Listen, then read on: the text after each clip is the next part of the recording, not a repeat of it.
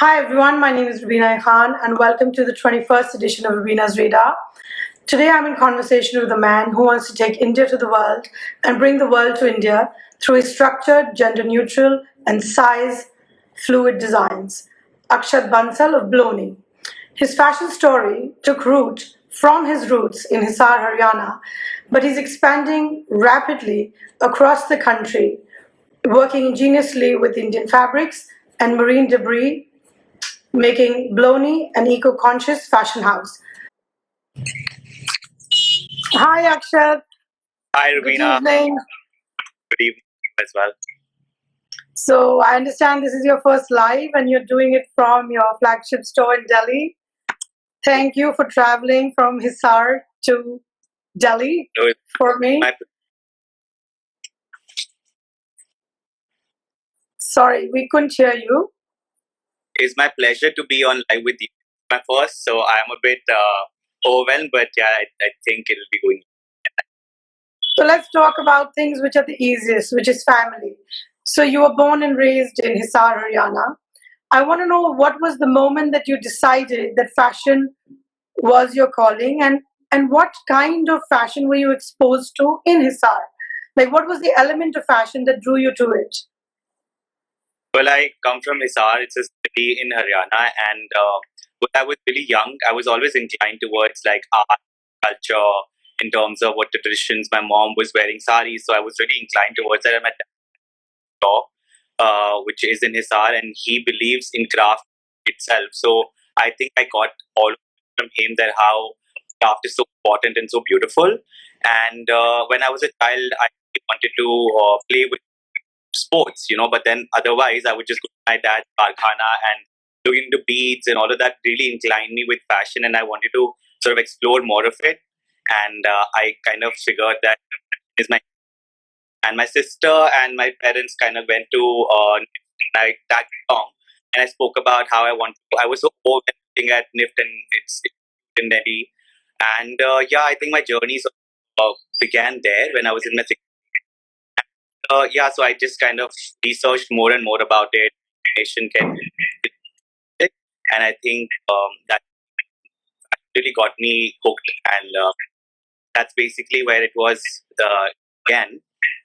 So, are you saying that because your father owned a sari store in Hisar, so being around the karkhana and being around fabrics and silks and handlooms, is that where the first element of fashion hit you, really?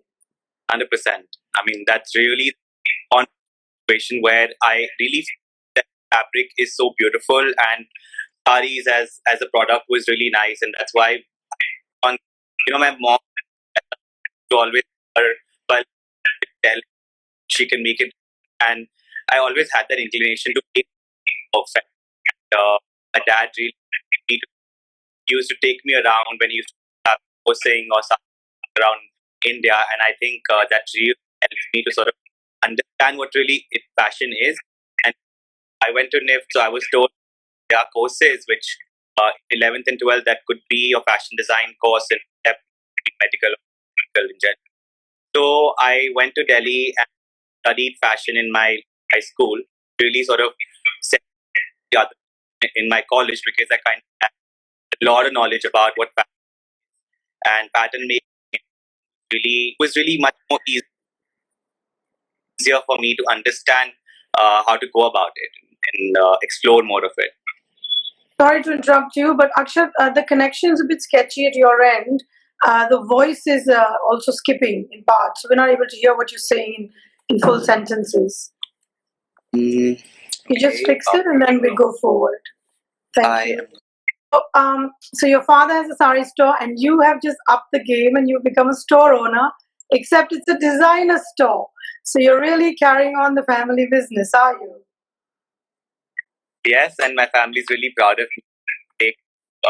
All my family members, in fact, the name Bloni sort of comes from where they believe so much that thought that everybody should be like, and Loni is my name.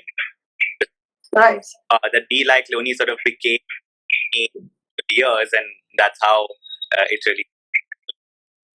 That's wonderful. But B can also stand for the Bansal in your name. Yes. Yeah. So I think it's a wonderfully chosen name. The voice is still skipping, so I think you have to switch to Wi-Fi and skip the 4G, I think. Because I think people want to hear you more. So, what does your mother think of your designs, and who is the biggest fan in your family? Your siblings or your parents? Uh, my mother is, she gets a cultural shock when she looks at what I make and she goes like, what is this, Akshat? Because she asks me to tailor things for her and make her look beautiful. And I have a habit of making at least one or two saris, one for her. And whenever she needs to go out for a family gathering, so I do make things for her. And then she really gets excited and tells people that my son has made this for me, and that's a proud feeling. And every time we go out, and then she always pushes me and tells me that you need to be out there. And in fact, like, if you talk about my mother, like, my parents were my dad was a little skeptical about, like, kind of sending me to Delhi, because he kind of felt like Delhi's a city, maybe I'll become I'll lose my plot or something. And my mom kind of knew that Hisar is not the place that I still have to be all my life.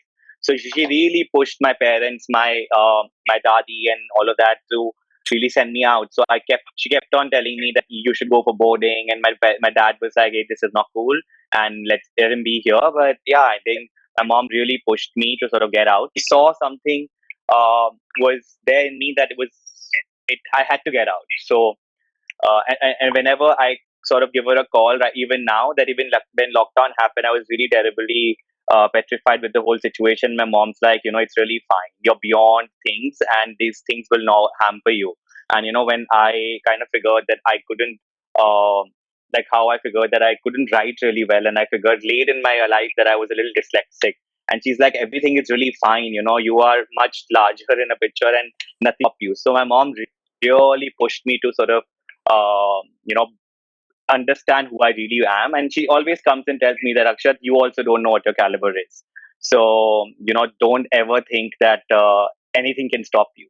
So So I she think is your biggest fan, and she's she your is biggest definitely. supporter, Yeah, and you obviously owe everything that you are to her, I assume. yeah, yeah. And my dad, I still don't have a picture folder on my phone that says Bloni or something. But my dad, anything, any celebrity wears a garment or any achievement or any awards, my dad has a folder and he keeps telling and showing it to people, and I get really weirded out and embarrassed. But I think my dad really sort of is so happy that where I am today, and in fact, the idea that I did it on my own and I pushed myself and kind of stood out and told my family members that, hey, I really need to step out and all of that. So he really feels like I have done things on my own and pushed myself to not be afraid of the bigger world. And yeah, when I was going to London, and he was really like, Akshat, you're stepping out of India, and how are you going to handle all of it? So he really had that thing that, is he going to really make it or feel bad or get broken? But yeah, I think all of that combined really pushed me to sort of get out of my comfort zone. If anything, you've broken stereotypes with your aesthetic of design, so that's Thank you so wonderful. much.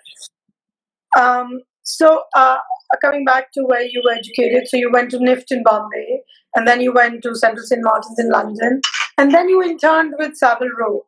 So I feel that you have done so much, but what I really want to know is that why did you want to intern at Savile Row, and tell us the story of how that happened.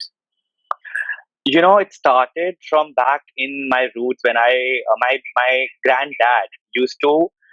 He used to be this gentleman, always dressed in like these jackets and safaris and handmade clothes. And back in my head, had an idea that clothes are handmade and they're better. And my dada used to always tell me that, hey, if you tailor things and they are fitted to me, and my tailor stitches it by hand, and he has these kurtas which were hand jalied and handmade.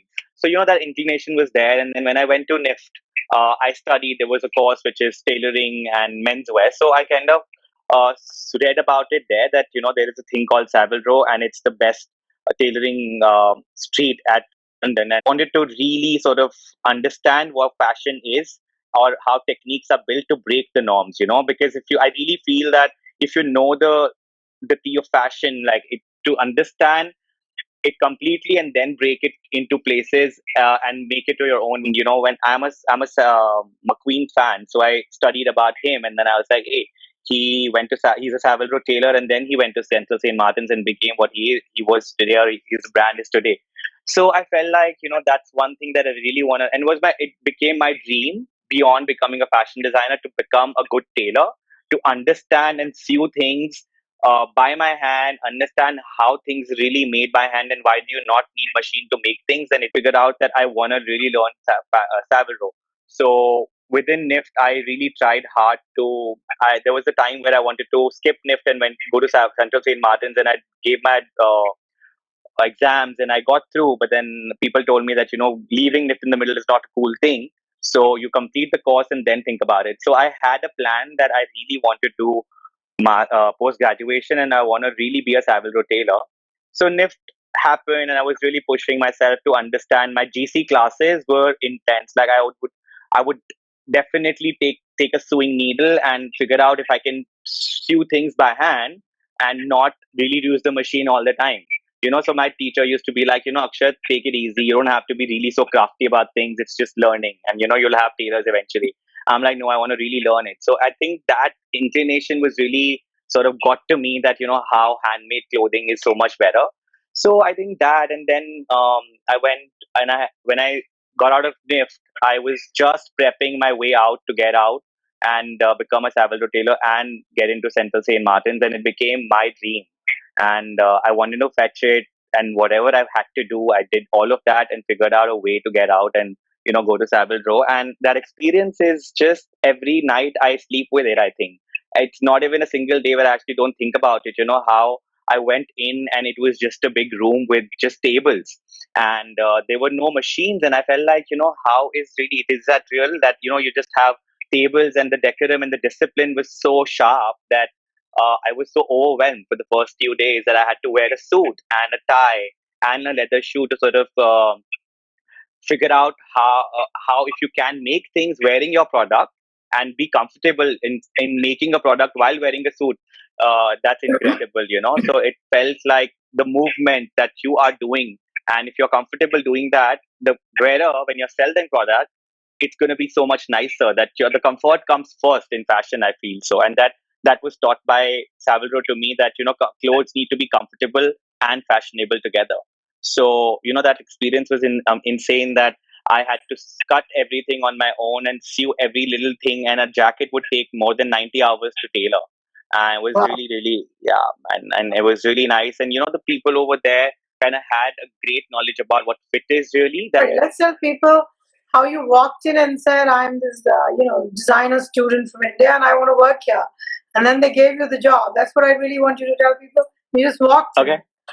Yeah, so I was at Central St. Martin's, and my aim to go to London was exposure and to kind of get out of my comfort zone of India, how things are sort of it's becoming better now. Back then, it was slightly laid back in terms of what fashion could be beyond like just Indian fashion industry, right? So I felt like I need to explore more and went to NIFT and Savile Row. Cut me down here. So how I went to St. Martin's, and I just was walking around the streets of Savile Row, and this place called Cat and the Dandy. It really intrigued me, the way the show window was, how suits were really so crafted and so like sculpted to the dress form. And I just walked in, and everyone's like looking at me that you don't look like a person who wants to buy a Savile Row suit. So I'm like, no, I'm here to just sort of understand if I can get in. And they're like, the first thing they said is, hey, this is you need to be a Savile Row trained tailor to be a part of our shop. And I'm like, oh, this is my portfolio. And I really went in with my portfolio, and I was like, hey, can I meet the owner? And they flipped through some pages, and they had a smirk on their face. And then I'm like, maybe like they're going to tell me that, get out of here sort of a thing. But no, I mean, they were really sort of happy to see what Indian fashion industry or students were doing. And they told me that, hey, you have that.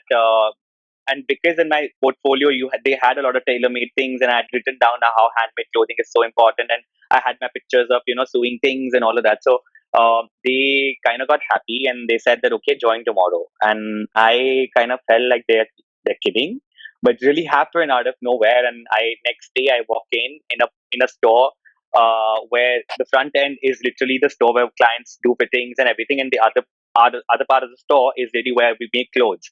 And the overwhelming experience, 8:30 I had to be there, like how Indians are, like we get late for everything. So I walked in. Not all Indians, not Not all all Indians. Indians, but like, how I'm generalizing it here, but I myself get late for things, and even today. But the owner over there was standing waiting for me at 8:30, wearing a full suit and a shake in his hand, and he's like, "Okay, you're 5 minutes late," and I'm like, "I'm really sorry." And and the idea that my craft is what the hero is, and I'm not supposed to do anything beyond making a suit or learning what I'm supposed to do was really interesting. I walk in, and then there is a room with just like tables, and everyone's quietly cleaning their desks and doing everything on their own. There were no conversations how to actually make things. If there was a conversation, it was a wall with like all the suits to be A to Z, like all the walls with all the orders that we have to make or the sampling that has to go. Literally everything was planned. It would go in a chain system, and it was a great feeling. And everybody was so welcoming over there. I felt really, really nice. Yeah, but I like the way you walked in and got the job. Bravo. Yeah. Thank you so much. So you started the Bloni Italia in 2017, and then of course August. So it marks like 4 years of your brand. It is August again. We just had a 4-year anniversary on 17th, and I was shocked that it's been 4 years, but then it felt good that whatever we've come and whatever we've achieved, or if by God's grace, it's nice, and I'm happy. So what did it take to set up the flagship store in Delhi? With the money, the resources, the brand is just nascent. You're just 1 year into operations, and how did you go forward with saying, okay, I need to have a brick and mortar store?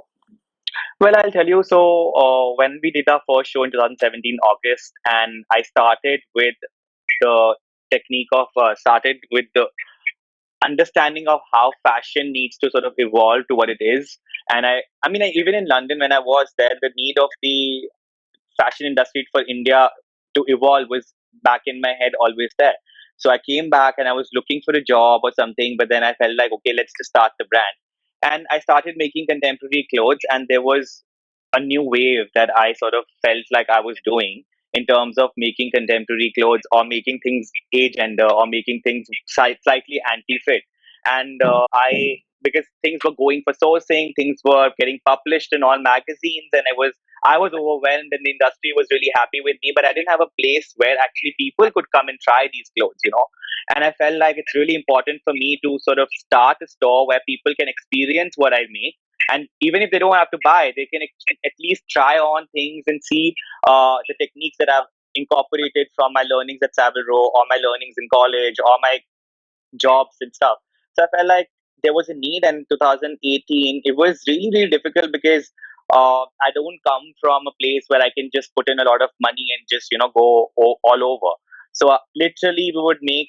I took 5 months to build the store, and I took it, and I was just paying rentals, but I didn't have the money to just like blow in and put up the store. So we would make like say a 20,000 sale and put in like 4,000 rupees to buy one thing, and it was really difficult. Everybody would, my parents were so like touched that how am I sort of building it up, and but they were supporting me in terms of keeping my gut strong and keeping my positivity aligned. And so literally we would have a sale and put in some things in the store, and we kept on building it up. And I was like, there's no rush because things are fine. And it launched, and it really sort of, now people really call me and say that, hey, I like this piece on your, but I can't buy it without trying. And I go like, hey, I have a store, so please come in, welcome, and just try it on and see how it goes. So it really helped me to grow the brand to where it is. But you know what? I think, Akshat, when you're at the work table, having learned the Indian everything from NIF, techniques from CSM, and then of course your internship with sewing and handcrafted fabrics, you must be like a fashion assassin on your work table, no? Like एक भी तागा इधर सुधर नहीं जाता होगा, seam C1 कभी नहीं खुलती होगी. I think your clothes must be very like distinguished in their stitching and their, I don't know what else can I want to say, like the whole structure.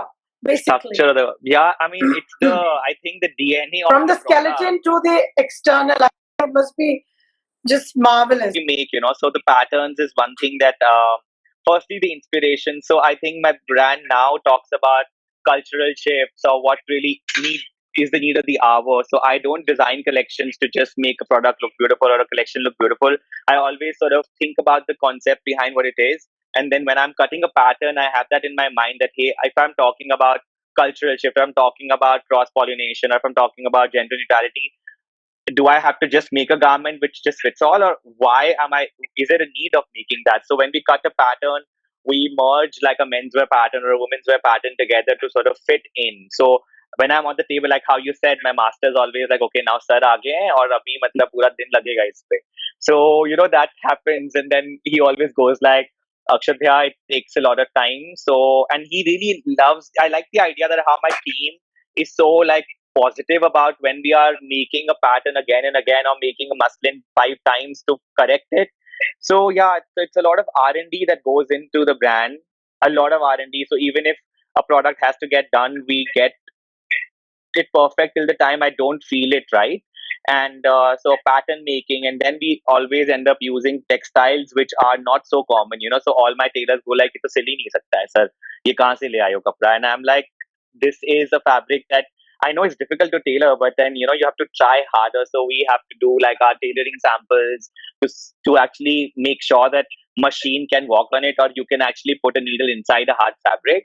So it's difficult, but I think the idea of what thrives me is to go to office and pick up a fabric and try something new with it. So when it came to tie and dye, for example, so the tie and dye story is really interesting. I would like to talk about it. So the Yeah. inception of the brand, right? So inception of the brand happened in a very funny way that I came from London, and when I was in London, always you feel like, okay, the other part is beautiful. So I felt like, India's also clean and it's fine. Only I'll go there and have fun. So I came in, and the reality hit me that it's not so easy to convince people to take a step forward and support the other person to choose something, to tailor something nicer or whatever.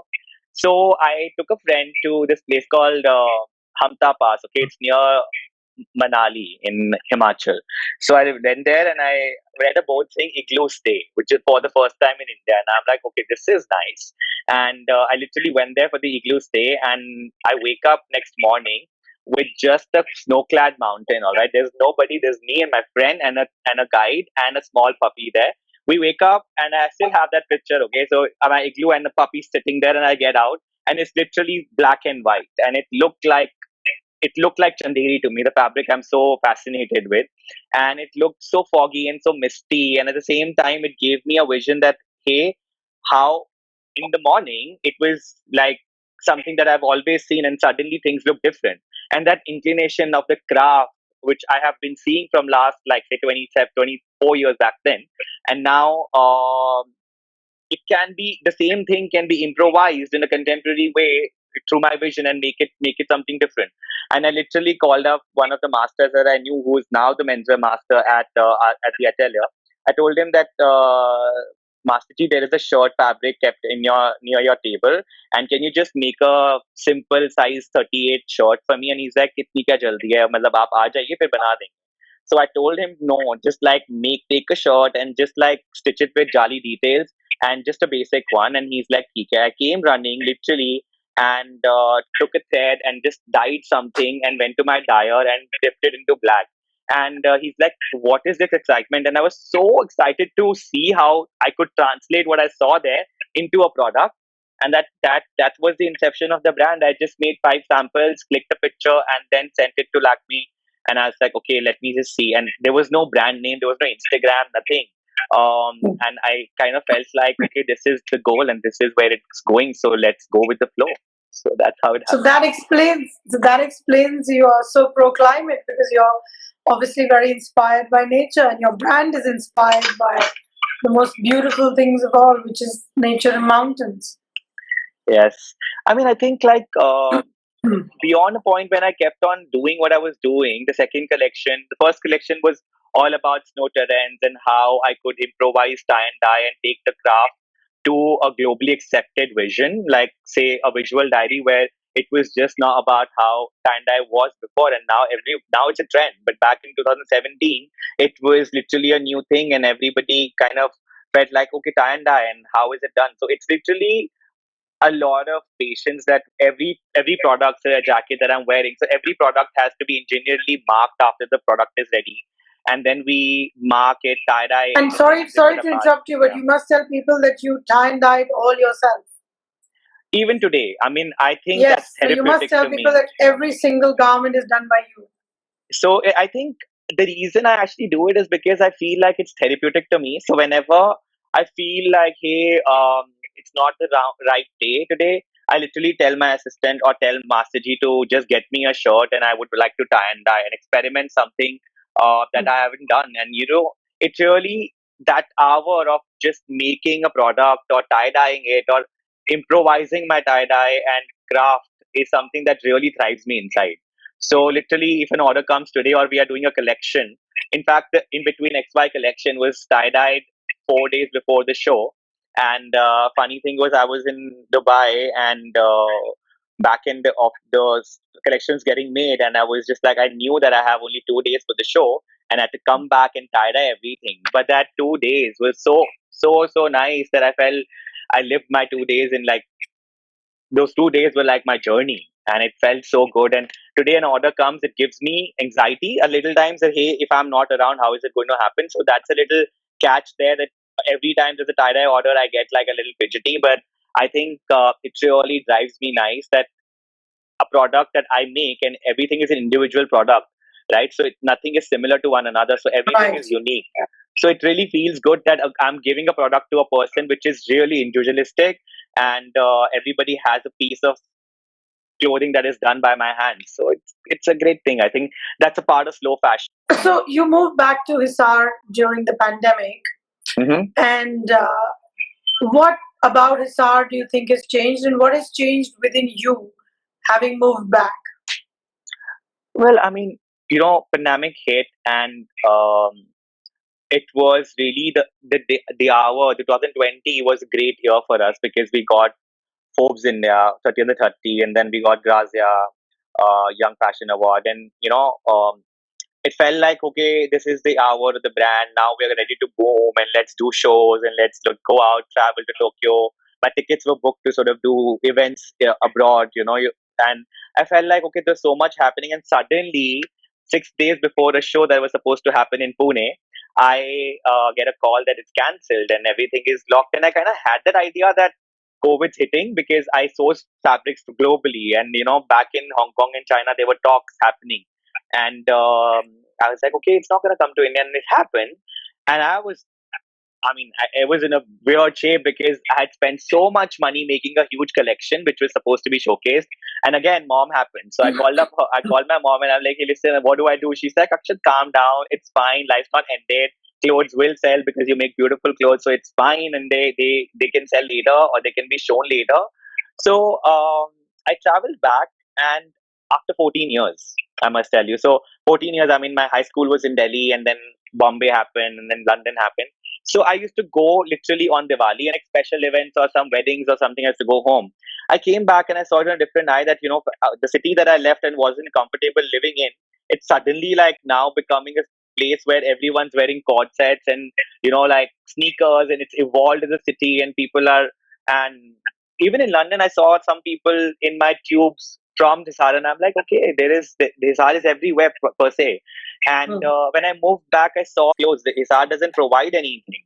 So, and on the other hand, everything was locked, and my artisans were calling me that, भैया, now हम shut कर रहे हैं अपनी loom because आपका तो business रुक गया है, तो हमारा भी business रुक गया है अभी. So now I was feeling really terrible that how everyone is so everything is so interconnected, and how can I help them currently. So I just told them to not stop weaving because they could be at home and they had a lot of yarns and material to sort of weave. So I just gave them, it's fine to sort of go ahead and tailor things and weave things. And I kept on pushing them to not be upset about things. And I so the weaving journey began, and for the 6 months they were just weaving things for the brand. And I was like, okay, where do I sell them? And the whole idea of you know feeling connected to the roots was something that was in my head that I've come back and I need to do something for my own city. I need to sort of understand where I belong, and if I make my roots stronger, nobody can break me, because your roots are the best thing that you can grow with. So my future, I think, could navigate if I have my better roots stronger. So that happened, and with that inclination, we figured out that I probably need to serve my city, give a lot of people don't need to actually leave before, like how I moved, so many people moved back, right? So I felt like if I could give some jobs here to people, and if I could increase people's want to live in back in my city, that'd be nice. So we shifted the atelier. So we already hired a lot of people within the city to sort of work for the brand. And apart from that, I came up with a plan to open a store here, and felt overwhelming that how am I supposed to manage two brands, two stores with at this age with not having such a big team.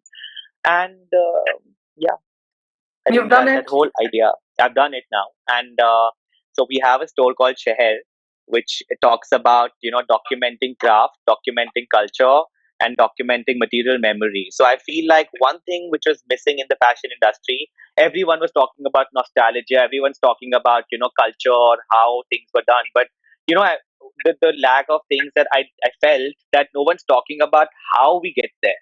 How does a culture become what it is, or how does a city become a city from a jilla or a gaon or a small township or whatever, right? So I felt like the documentation is really important. Like I must say, for example, Hisar has this site which is Harappan civilization site. So it's one of the mankind started from where I belong from. So I felt like I didn't know this like for 30 years, and what's going on, and nobody knows about this, and I need to sort of Can I ask you tell one more people out. question about Yeah, Hisar? Do you know yeah. what is the original name of Hisar? Oh God, you put me in a spot, but I think I know, but I'm not remembering right now. What is it, if you It, know it, about it?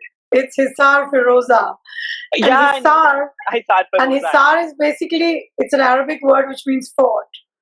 Yeah, So, that I know. you know the Firoza fort I used there. to live. I used to live. So Hisar, like how you rightly said, that Firoza. So Hisar was almost like how you saw Aladdin, and there was a fort, and then there were these small houses around it. So Hmm. my dada used to belong to one of those houses near the fort, and there are things called Nagori gates. So there are four gates that Hisar has, and within that was the fort and the city around it, right? So literally, I remember back when I was living in my old house, we used to have these Mughal murals, and whenever there used to be a paint scratch or something, the murals used to come out.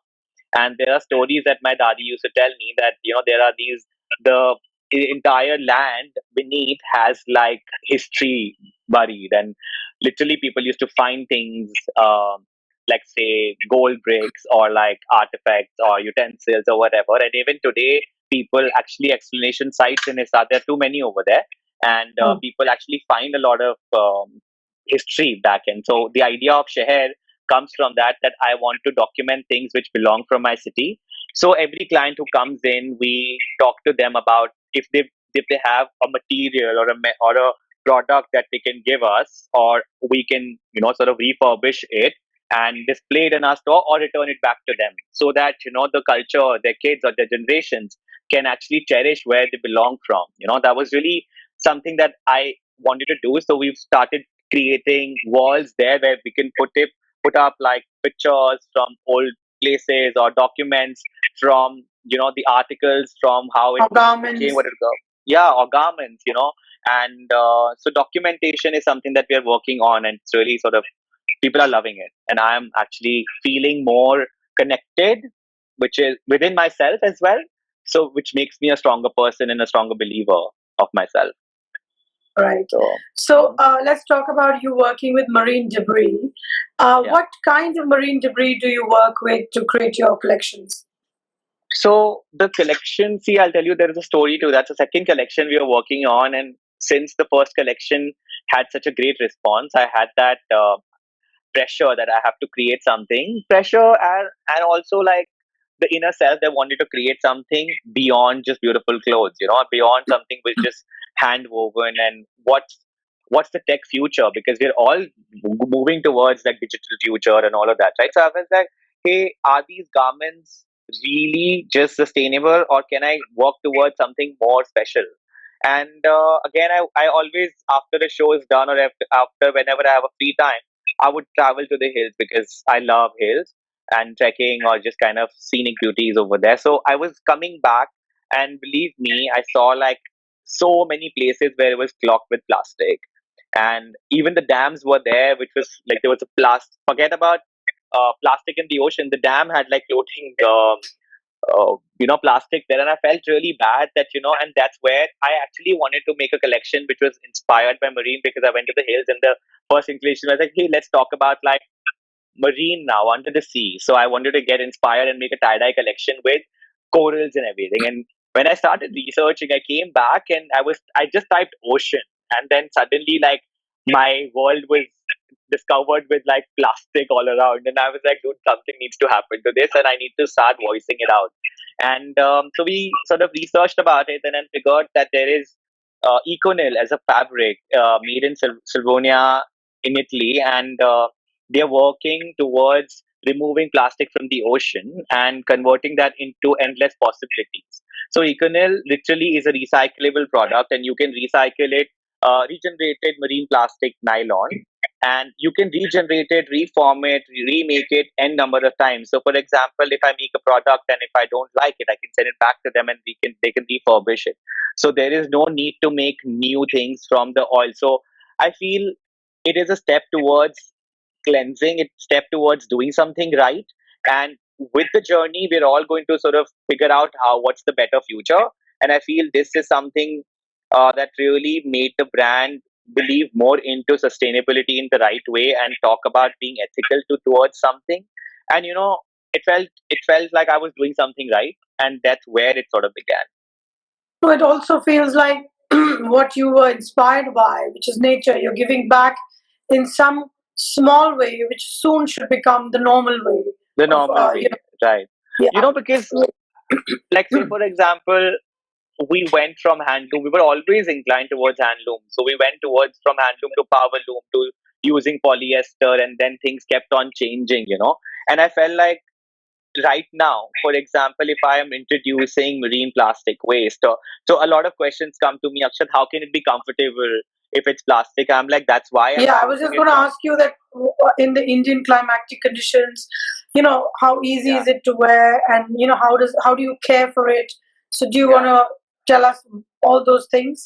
So, when I first called Econil to talk about how if they supply here or what's the supply chain about, how can I get it? And they sent me a swatch, and I felt like, hey, this is interesting. And then I was like, why do I have to just talk about sourcing it from Italy? What are the sources here, like in my vicinity? So I went to Noida, I went to Bombay, I sourced a lot of people. I was working on how people who are working with recycling over here. And then I saw a lot of samples, and I felt like, hey, Econil really has that luxury touch and feel to it, which is obviously important for my kind of brand, because we work with something which looks very luxury, feels luxury when to wear it. So this fabric literally is made out of recycled nylon, but the processes are so strong that literally it feels like a satin jersey. Wow. So yeah, so I felt like I made a sample t-shirt. I wore Excuse it me. for a week in my office, and I wanted to, obviously, like, we do a lot of R&D, which is going to probably come next or next to So, next so year. wait. So So you did a Savile Row in your own brand. You so you I tested did. it. I do. Yeah, I Wonderful. mean, I always, so I say, for example, if a new text test has to happen or a fabric has to happen, we always make like a sample shot or a sample this thing, and try and wear and experiment. There was a talk behind, like, during lockdown, antiviral fabrics, for example. So I was like, hey, one second, what's the research behind that? Is it really antiviral? Is it going to itch my body? Is it going to create any Mm, reactions to it? So if I'm not sure about it, how can I launch it? Because right. what if a client comes and tells me that, hey, it's like giving me rashes, so to say? So I literally experimented it, and I wore it, and I launched it after 6 months of I be comfortable with it. So I sort of figured out that it's luxury feeling fabric comes Mm. from comes from plastic in the oceans. So I'm sort of helping the ocean to sort of get clean. And I know that it's a very small part that I'm doing, but I think Yeah. it's a great initiative to sort of start somewhere. And I don't Yes, know where yes. we go, and it's something, and it actually feels fine. So that story So I how do was you telling care you. for it? How does one care for a garment made of econil? So two things. So the idea of you asking me that the fabric feel. So the fabric feels like it doesn't feel like plastic at all because it's regenerated. It's just not recycled. So regenerating means that they really break the yarn, they break the debris into something which is so small and tiny that it actually becomes like a molecule, and then it becomes they break it into parts and then convert it into yarns, and it's a whole process of how they go about it. So it's really nice. And then the question came, is it comfortable for Indian climate? So where I felt like probably it's nylon by the end of the day, and if India is suited for cotton, or it's not really winters that you can just feel fine. So I wanted to sort of improvise on the fabric. I called the company. I'm like, hey, can we sort of figure out a way to make it less nylon and figure out a way to even dye it, because tie and dye is the USP of the brand, and I wanted to dye that. And initially, it wasn't dyeable. So I called up the company and I did another R&D where we could blend cotton or dyeable material into it, which is natural fiber. So now what they do is they have improvised the fabric for us, and now it really sort of has that wearable factor to it because it feels better, it breathes better, and I think one should, if that message can go on, and one should come and try it. And once you not don't try things, you don't actually get to know how it feels. So But now, can you wash it? You can hand yeah, wash it or you just have to wipe dip it? it in the water. You dip it in water, and most of it gets clean, and you don't really have to run it in the machine. And it's something that I was telling you, that the fabric quality is so nice that the first shirt that I ever made, it literally is in my wardrobe even today and looks like it's fresh, and I've worn it I don't know how many times. So Okay, I just good dip to it know. in the yeah. So I think, yeah, it's a fabric which is, it has a great future, I feel. And do you think there's an increase in demand for, pro-climate and eco-conscious clothing in India? Or Definitely it's at a now, very bare especially, stage right now, very new? well, things, I think, till the time it doesn't get accepted with the mass market in India, it you can't really say, because obviously luxury is luxury, and there is a very small part of Indian luxury that people buy into, right? So I feel like if it goes to the larger audience, then I can say it proudly that, hey, it's actually accepted. So there Mm. are clients who actually love it, and they always come back to me and tell me, hey, what have you made an Econil again? So that's a good start to start with, right? Mm. So the acceptance will come in terms of how you asked me that, about like ethical or like fabrics which are slightly more sustainably inclined. The acceptance is increasing, and Mhm. in like, say for example, I started, so now the brand does um, these materials which are regenerated or recycled. At the same time, we make clothes which are anti-fit and agender.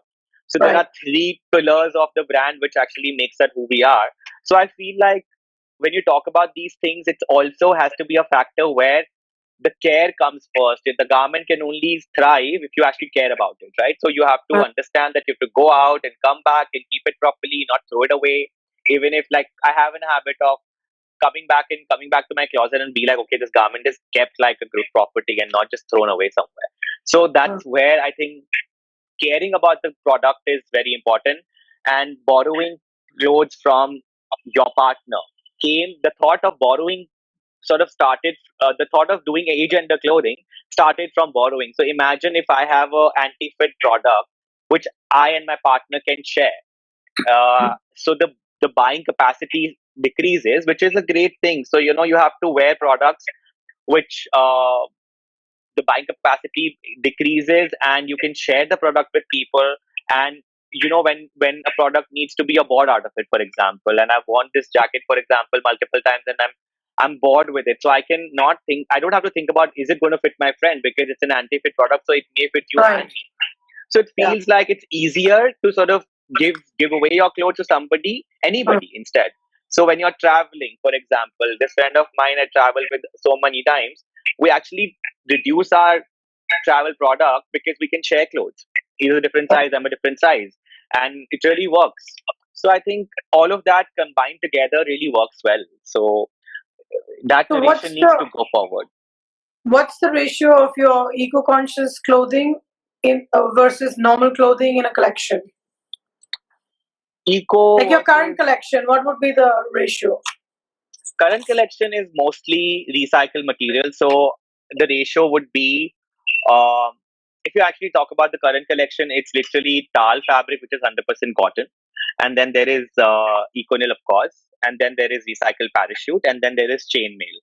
And we tried really hard to sort of understand how can I make it cool, but still sort of keep it really like just not khadi and just not anti-fit and just not neutral.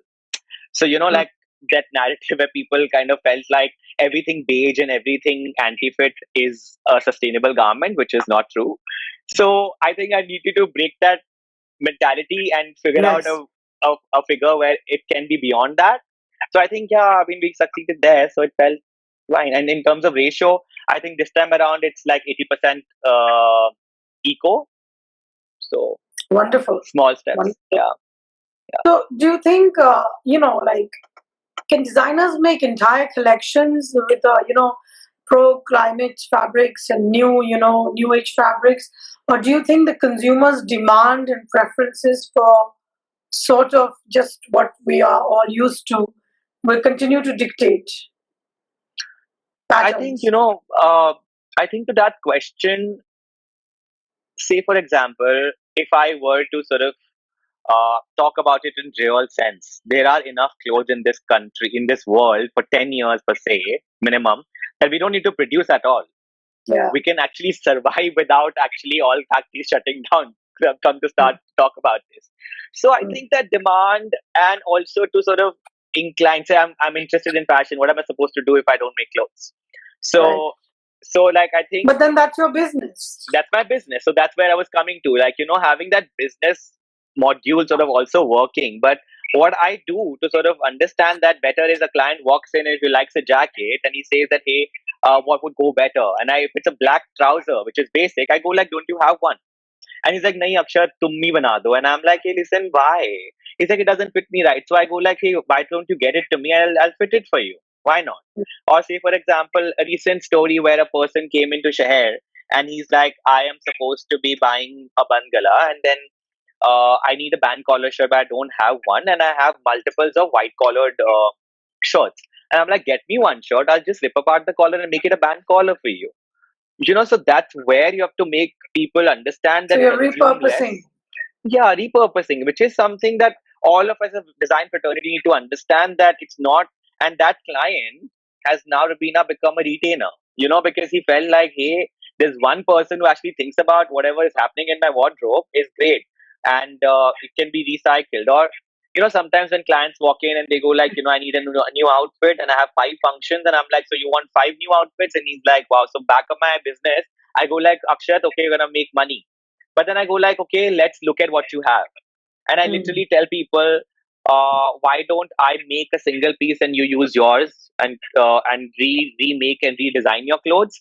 Add a piece of Bloni to make it spark it better, and people won't be able to tell you that it's an old outfit. But isn't that a better thing to do? So that's really sort of That's why I think we've become slightly better in terms of our business as well. That those things have made me understand that if you are right about what you want to do with the and create a balance there. So in I feel like when the customer comes in, they also make a friend in you because they're also learning about repurposing. They're understanding that you're not fiscally driven. That it's only about the money and it's not about you. You make it about them in a very doable manner. So I think you're going to have a long list of loyalists very soon. Hope so, really hope so. So for example, sometimes when a lady comes in and has a mother-in-law, for example, she goes like, I don't know where to take her. I'm like, oh, what does she have? And because I have seen craft and saris since forever, so I go like, auntie must be having And your father knows pretty much everything about everything, every fabric. right? So what happens? You have an a lot of time, encyclopedia at home. yeah, and my dad really like tells me, beta, like this motif is called this, and this fabric comes from here, and you can buy. And he keeps on telling me that why don't you improvise more like that and figure out more fabrics. So I'm working towards a lot of things, and I think there is a lot like how I said, like I believe in R&D before introducing something. So we are working on a lot of things. So vintage saris, which are not possible to be made today, like how you were talking about having king khab the other day. Am I saying it right? Kamkhwab. No, kamkhwab. Sorry, kamkhwab. Right. So, these even these ladies have brilliant, gorgeous textiles, and I really asked them because I also like seeing things. So I asked them, "Can next time can you come in with 4 5 things that are kept around, and why don't we walk around something that you already have?" So sometimes we break the sari up and make like a jacket out of it, or I tell them, I'll refurbish the corners of the sari because the edge has gone wrong, and why don't I make like a fringe blouse with it? And they go like, wow, that's a good idea, I've never thought of it. So I think that really sort of makes me happy that how I can help people to navigate something into what they really have, and they come back to me and go like, Akshat, everybody was just looking and talking about my sari as if I bought it from a new brand, and I'm like, I think you're the first designer of the country, which is India, that is asking people to resist from new purchases and look into their cupboards and repurpose it. So I think you're really walking the talk. I'm very happy to hear this. Thank you so much. It's extraordinary. Thank you so much. So now let's go to some quick questions, which is one Sure. is I'm going to start with what's your favorite fabric from India and why? Favorite fabric, I think Chanderi, because I started working with Chanderi, and the thing with Chanderi is, and we use hand woven Chanderi, of course. So it dyes really beautifully. So a tie and dye that comes out in a cotton or a silk or anything. So we use tie and dye with shamu satin or cottons or whatever. But the flow and the way it falls is beautiful, and it's very very breathable, and it's all season. So I think it really helps Indian climate sort of understand better, and people can wear it for any season. So making a seasonless collection helps me to work with Chanderi a lot. So that's wonderful. nice. What is a good or bad habit that you've picked up during these times? Eating a lot of home food, because I've gone back after 14 years, and my mom tells me that, hey, I'm going to feed you, and your increasing weight is not my forte to look at into. So if you want to work out, you go ahead, but I'm going to feed you a lot of. So every time in my lunchbox, I used to never have a lunchbox in Delhi, right? So I used to always order in or something like that. So now there's a barfi always kept there. There is like so many extra things within the lunchbox. Mithai is very big in Hisar. Mithai. It's very big. It's very big. It's always Imirti there. and all of that. Yeah, so much. So it's always there, and that's one thing that I have to work on. So I've joined gym recently back again, and let's see if I can come back in my shape. So it's fine. But what's your favorite food? Favorite food? My mom's pav bhaji. So my mom makes it, and I make sure that she keeps it on the side extra for me for the next 2 days or something. So every time after the pav bhaji is done, mom's like, "What are you gonna eat?" So I'm like, "Mama, pav bhaji." So she's like, "Kal khai thi na," and whatever. So I'm like, "Haven't you kept it aside?" So I'll ask it till the time she tells me it's over, or she tells me that enough.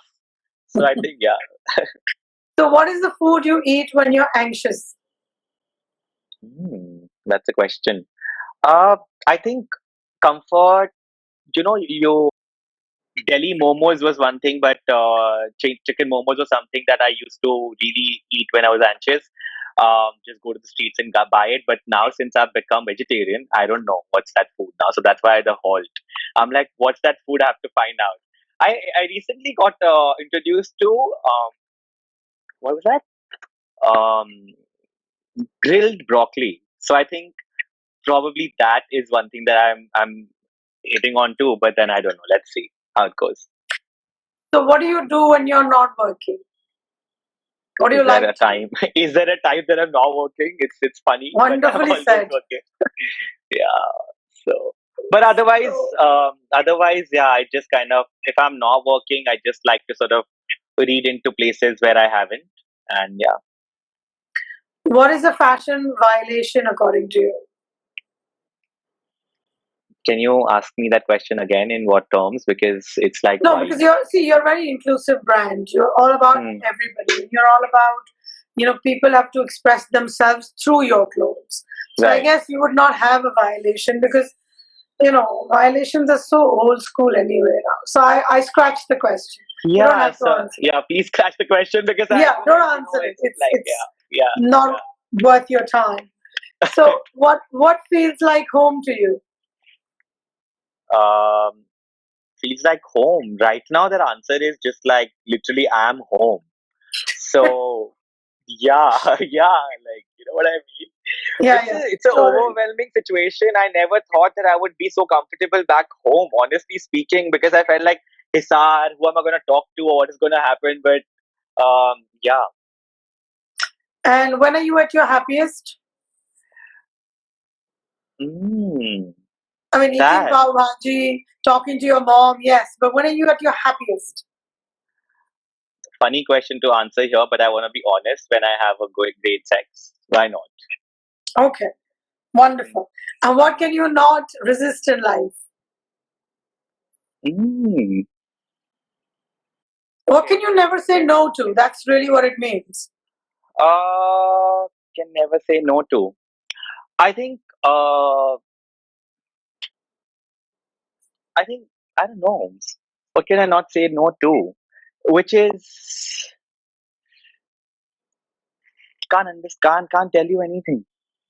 Good. So Seriously that speaking, means you're still evolving and I you're still am. I learning think things about yeah, and yourself. I don't want to just say something which is not No from need to within. say You know, anything. so yeah, Absolutely. yeah, You're very truthful. The one yeah. thing I did understand during this interview is you're very comfortable talking about your craft, your fashion sensibilities, but about yourself, not so much.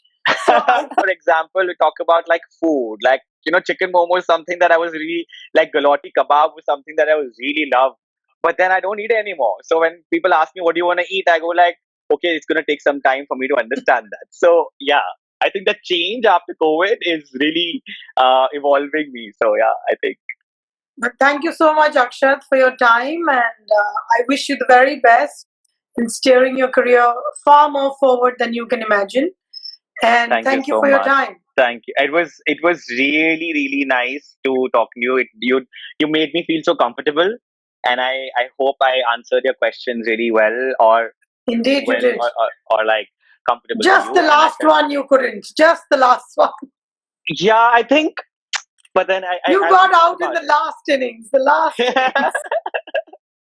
So I think it's fine. I don't have to be this big about it. Right. So see you Yeah. soon Thank you so much. Thank you so much for having me. and And it have a was great it was evening my ahead. pleasure. Yeah. Same to you. Bye. Bye. See ya.